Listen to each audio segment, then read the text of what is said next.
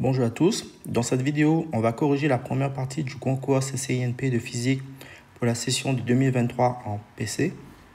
Première question, on demande de justifier que le débit massique est constant. Pour cela, on va étudier le système fermé S avec un astérix à l'instant T et à l'instant T plus dt.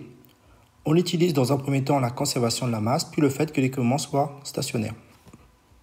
Ainsi, à l'instant T, la masse contenue dans le système fermé est l'addition de la masse contenue dans le volume de contrôle à l'instant T, soit m de t, et la masse entrante dans S pendant dt, soit delta m1.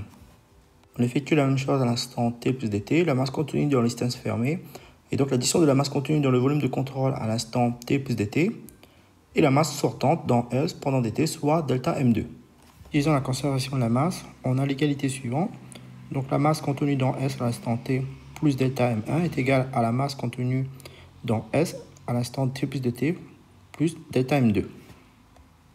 On utilise ensuite le fait que l'écoulement soit stationnaire, ce qui nous amène à l'égalité suivante, soit que la masse contenue dans S à l'instant T est égale à la masse contenue dans S à l'instant T plus dt. Finalement, on obtient l'égalité suivante, delta M1 est égal à delta M2, ce qui montre que le débit massique, dm, est constant.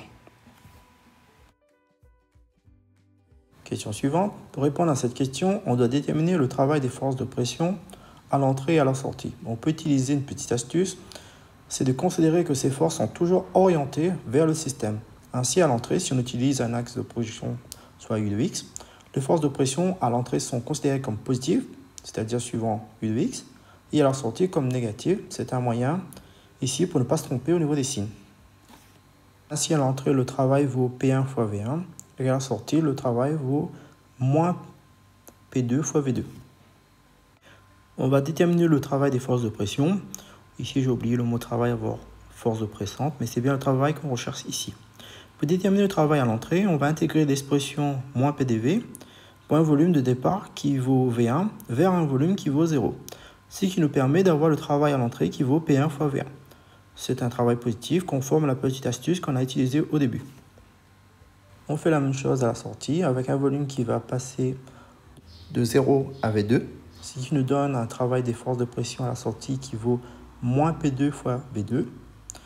Le travail total est donc la somme de ces deux travaux. Et pour avoir le travail massique, on transforme V1 et V2 en utilisant la définition de la masse volumique ρ1 et ρ2, ce qui nous permet d'avoir la relation demandée, soit que le travail massique des forces pressantes est égal à P1 sur ρ1 moins P2 sur ρ2.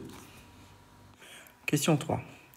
On demande d'exprimer la variation de l'énergie interne contenue dans le système fermé. Pour cela, on va utiliser trois systèmes, soit le système S, le système S1 et le système S2, qui contiennent chacune une énergie interne. Ces systèmes sont définis dans l'énoncé.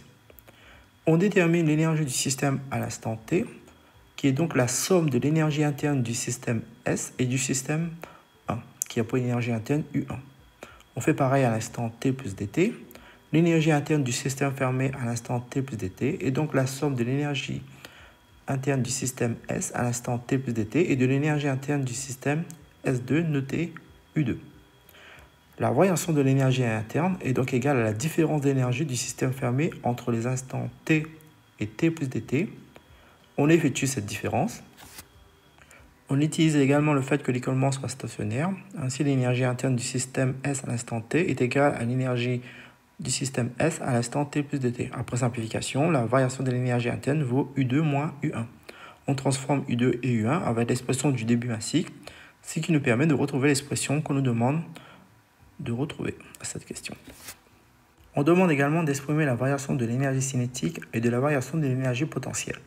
Sachant que l'énergie cinétique massique du système 2 est notée EC2 et EC1 pour l'énergie cinétique massique du système 1. Ainsi, la variation de l'énergie cinétique est égale, en utilisant l'expression du débit massique dm, à dt fois le débit massique, le tout multiplié par la différence entre EC2 et EC1.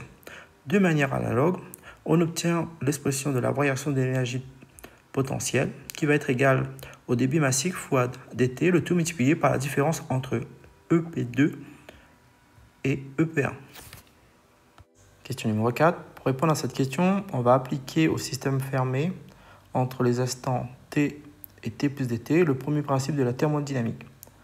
Ainsi, la variation de l'énergie interne et également la variation de l'énergie cinétique macroscopique et de l'énergie potentielle macroscopique est égale au transfert thermique delta Q plus delta W qui se décompose entre le travail des forces de pression et le travail des forces utiles. On va transformer les expressions du transfert thermique grâce à la puissance thermique. On a donc la relation suivante pour le transfert thermique qui est donc égale à la puissance thermique fois dt. Delta W peut se décomposer entre le travail des forces de pression et le travail des forces utiles autres que les forces de pression. On va exprimer ce travail avec la puissance utile, ce qui nous donne que delta W utile est égal à la puissance utile fois dt. Afin de faire apparaître H l'enthalpie massique, on va exprimer la différence entre dU et le travail des forces de pression, qu'on note ici delta WP. On a déjà déterminé ces expressions aux différentes questions précédentes. Il faut également se rappeler que H l'enthalpie est égal à U plus PV. Ainsi, on peut exprimer dU moins delta WP en fonction de petit h, l'enthalpie massique. Après avoir effectué tous les calculs, il nous suffit de rassembler toutes ces expressions massiques afin de retrouver l'expression demandée à cette question. Question numéro 5, on va ici déterminer la résistance thermique en utilisant une analogie qu'on utilise pour la résistance électrique. Ainsi, la résistance thermique correspond au rapport entre la différence de température entre l'intérieur et l'extérieur de l'habitation sur le flux thermique, qui correspond ici à la puissance thermique. Après calcul, on trouve une résistance thermique qui vaut 4 fois 10 puissance moins 3 Kelvin par watt. Question suivante. Pour répondre à cette question, on va utiliser la relation de Mayer et aussi l'expression de gamma qui correspond au rapport de Cp sur Cv. Ici, il faut utiliser la masse molaire de l'air en kg par mol. On trouve ainsi la nouvelle expression de la capacité thermique massique. On remplace avec les données de l'énoncé. Et après calcul, on trouve une capacité thermique massique à pression et volume constant qui vaut 1000 joules par Kelvin et par kilogramme.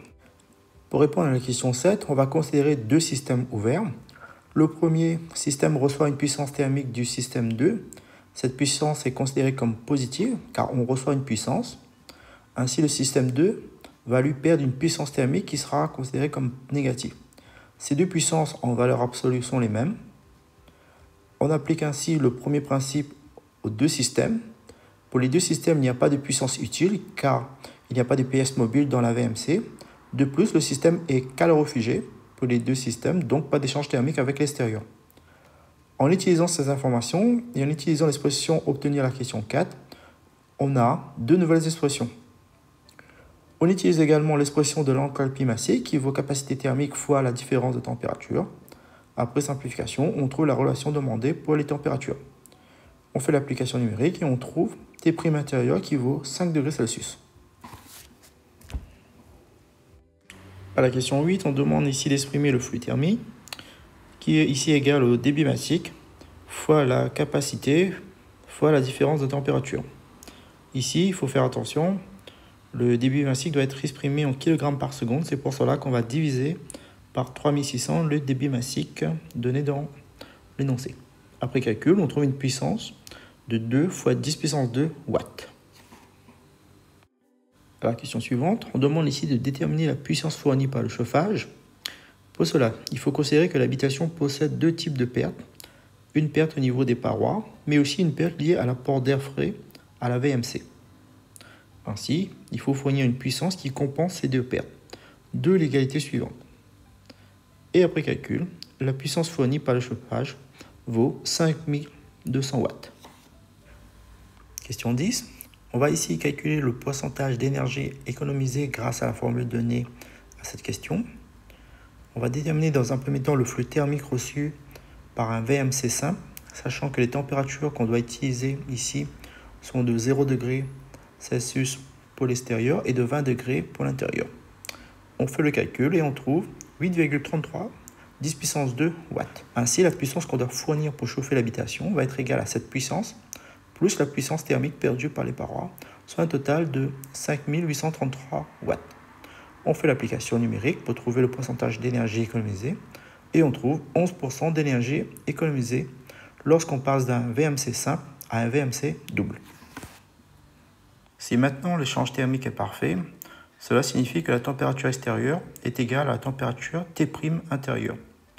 On utilise l'égalité de la question 7, ainsi la température intérieure va être égale à la température T' extérieure.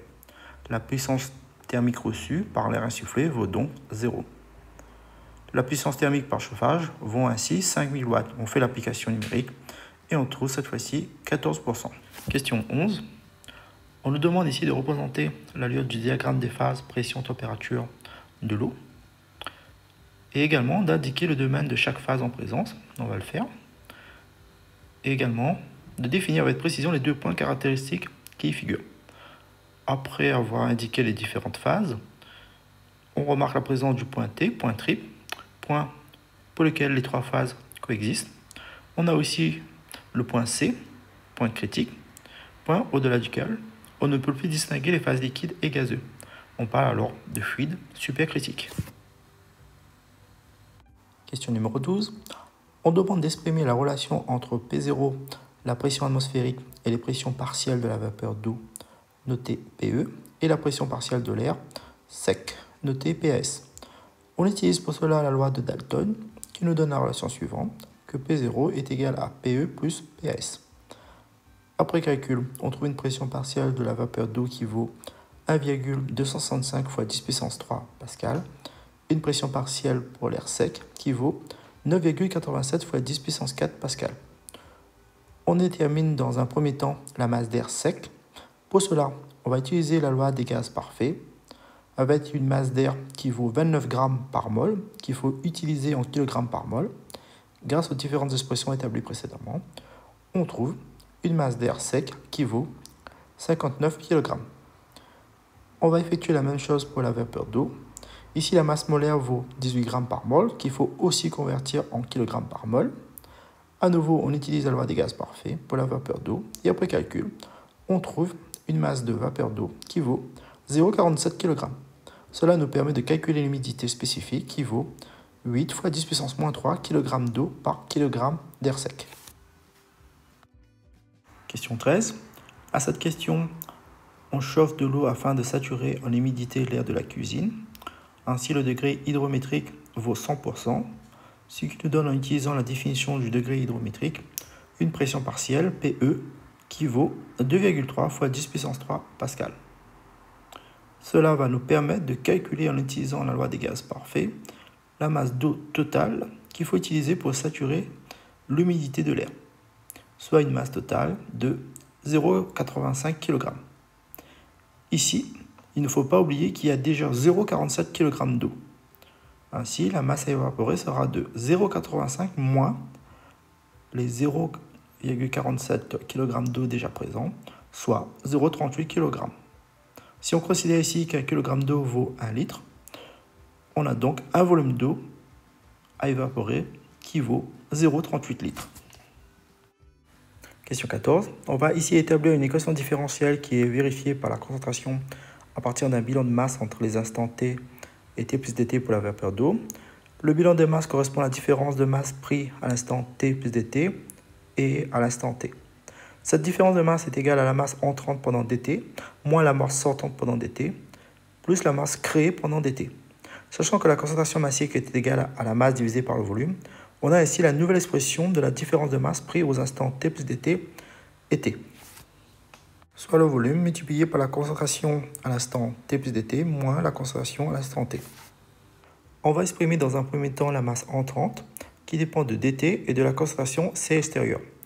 On peut céder des unités, sachant que l'expression qu'on doit obtenir doit être homogène à une masse. Ainsi, la masse entrante dépend de la concentration massique C extérieure, du débit volumique et de dt. On fait pareil pour la masse sortante qui vaut la concentration massique fois le débit volumique fois dt. Pour la masse créée, elle dépend de S qui correspond à la masse de vapeur d'eau par unité de temps. Il suffit de multiplier S par dt pour trouver la masse créée. On remplace ensuite les différentes expressions dans le bilan de masse, ce qui nous donne l'équation différentielle suivante. Pour déterminer le débit volumique minimal, on considère que la concentration massique est constante, ce qui nous donne l'expression du débit volumique minimal. On retrouve ainsi l'expression demandée à cette question. On demande ici de comparer le débit volumique minimal et le débit massique de l'installation. On effectue le calcul et on trouve un débit volumique minimal qui vaut 100 m3 par heure. Pour pouvoir comparer au débit massique, il faut multiplier cette valeur par la masse volumique de l'air, qu'on peut estimer grâce à la relation des gaz parfaits. Soit, après calcul, une masse volumique de 1,27 kg par mètre cube, ce qui nous donne un débit massique minimal qui vaut 127 kg par heure. Il est donc judicieux d'utiliser un débit massique de 150 kg par heure, qui est supérieur à cette valeur, afin d'avoir un degré hydrométrique inférieur à 60%. Question 16. Le champ électrique doit appartenir au plan de symétrie de la distribution de charge des deux disques. On considère ici un point M à l'intérieur du condensateur. On a donc, en utilisant les coordonnées cylindriques, le plan passant par M, les axes ER et UZ, qui est un plan de symétrie de la distribution de charge. Ainsi, E est suivant ER et UZ. Il y a également invariance de la distribution de charge par rotation autour de l'axe OZ. Ainsi, E, le champ électrique, ne dépend pas de l'angle θ. On a donc l'expression du champ électrique qui s'écrit ainsi. Question 17. On va considérer ici que le rotationnel de E vaut 0. On détermine dans un premier temps ce rotationnel. On n'oublie pas ici que le champ E ne dépend pas de θ et possède que des composantes suivant ER et UZ. On a donc une égalité qui est la suivante. On va aussi considérer que le champ électrique varie sur une distance A selon l'axe UR et sur une distance D suivant l'axe UZ.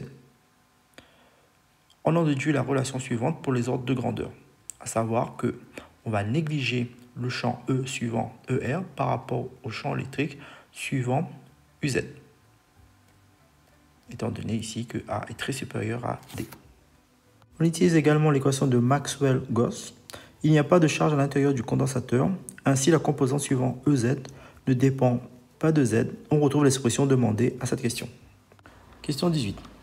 On va ici utiliser le théorème de Gauss qu'on applique à un cylindre fermé centré sur l'axe OZ qui englobe l'armature supérieure du condensateur comme indiqué sur le schéma. On oriente également les surfaces de ce cylindre, soit une surface DS1 orientée suivant UZ, une surface DS2 orientée suivant moins UZ et une surface latérale. Le champ électrique est orienté suivant UZ, il est donc perpendiculaire à la surface latérale, ainsi le scalaire entre le champ E et la surface latérale est nul. De plus, à l'extérieur du condensateur, le champ est nul, soit le champ au-dessus de l'armature supérieure, mais non nul à l'intérieur du condensateur. Ainsi, l'expression du théorème de Gauss se simplifie, c'est le champ au-dessous de l'armature qui nous intéresse. Soit l'intégrale double du champ électrique au point M au-dessous de l'armature, scalaire à ds2 qui est orienté suivant moins uz, le tout est égal à la somme des charges intérieures dans le cylindre sur epsilon 0. L'intégrale de ds2 vaut pi r au carré et la charge intérieure est égale à la charge surfacique fois pi r au carré. Il nous suffit de déterminer la charge surfacique. Pour cela, on utilise le fait que l'armature est chargée uniformément sur le disque de rayon A. Ainsi, la charge surfacique vaut Q de T, le tout sur pi A au carré. On remplace et on obtient que le vecteur du champ E vaut moins Q de T sur pi A au carré, le tout multiplié par epsilon 0 sur UZ. On remarque ainsi que le champ électrique est suivant moins UZ. Question 19. Le champ E0 est uniforme, ainsi son rotationnel est nul. Pour que le rotationnel du champ E, qui est la somme du champ E0 et du champ E2, soit aussi nul, il suffit que le champ E0 soit très supérieur au champ E2 créé. Ainsi, le rotationnel total sera égal à 0. Le fait que A soit très inférieur à C sur F correspond à l'ARQS, c'est-à-dire l'approximation des régimes quasi-stationnaires, qui consiste à considérer que le temps de propagation des ondes électromagnétiques est inférieur devant la période du signal. Par exemple, on peut imaginer un circuit électrique de longueur A. A correspond à la longueur des fils. Le temps de propagation des ondes électromagnétiques dans le circuit est inférieur, par exemple, à la période du GBF. On retrouve ainsi la condition, à savoir que A est très inférieur à C sur F. C'est l'ARQS. Question numéro 20. On nous demande ici de donner l'expression du potentiel scalaire en 1 point M à une constante près additive. Pour cela, on va utiliser le fait que le champ E dérive d'un potentiel. On a déjà déterminé le champ électrique en 1 point M qui vaut moins Q de T suivant UZ, le tout divisé par pi A au carré sur epsilon 0, qui est donc égal à moins gradient de V. Pour retrouver le potentiel, il nous suffit d'intégrer Q sur pi A au carré epsilon 0, sachant qu'ici que la variable est Z. On obtient l'expression suivante à une constante près. Pour trouver la constante, il suffit de se placer en Z égale 0. Ainsi, V0 en Z égale 0 est égal à 0 plus K.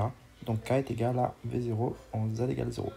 On a donc l'expression suivante pour V. Pour déterminer la capacité du condensateur, il nous suffit d'utiliser la définition du condensateur et d'utiliser l'expression qu'on vient d'obtenir. Ainsi, la capacité est égale à Q dt sur la variation des potentiels au point D et au point Z égale 0. Ainsi, on trouve l'expression demandée à cette question, à savoir que C est égal à epsilon 0 fois pi fois A au carré, le tout divisé par D. Question 21. On nous demande ici, en fonction de E et des différentes impédances, d'exprimer les tensions UAN et UBN. On représente ici ces deux tensions et on remarque que U de T est égal à UAN moins UBN. U de T qui est égal à UAB. On va redessiner le circuit en utilisant les impédances complexes par Z0 et Z qui correspondent respectivement à l'association en parallèle de R0, C0 et de l'association en parallèle de R et de C. On a donc le circuit suivant qui représente le circuit de la figure 5. On a donc un circuit en dérivation. La tension dans la branche principale est la même dans les branches secondaires. On a ainsi U de T est égal à UDN. On remarque ici que le courant qui traverse Z0 et Z est le même. Ainsi, on peut utiliser la loi du pont du diviseur de tension. On fait ici un petit rappel pour montrer dans quel cas on peut utiliser cette loi. Soit un circuit avec deux résistances qui sont parcourues par le même courant. À ce moment-là, on peut utiliser cette loi. On peut éventuellement représenter le circuit d'une autre façon, ce qui revient au même. Donc on a une relation entre U de T et U2.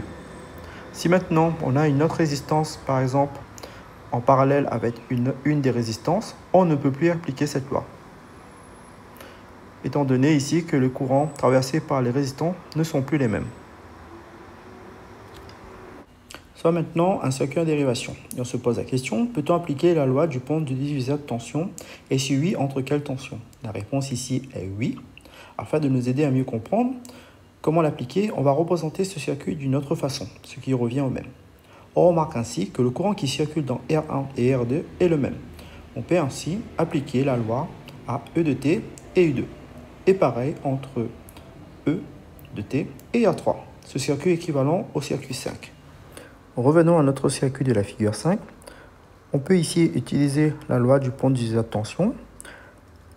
On va l'utiliser dans un premier temps pour la tension E de T et UBN, ce qui nous permet d'avoir l'expression de UBN.